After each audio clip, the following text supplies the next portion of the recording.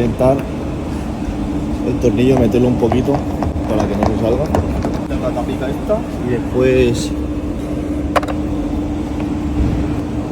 vamos a llevar otro aquí dentro. Por la parte que no se vea, ¿vale?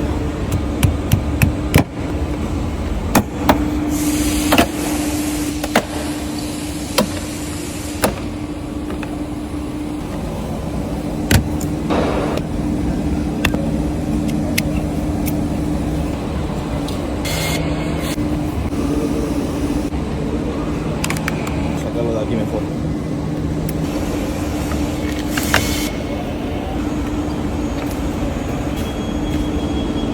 Colocar para que no marque el tapizado ni el salpicadero.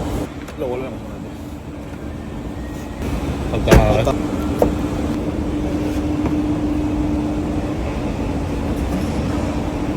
Perfecto.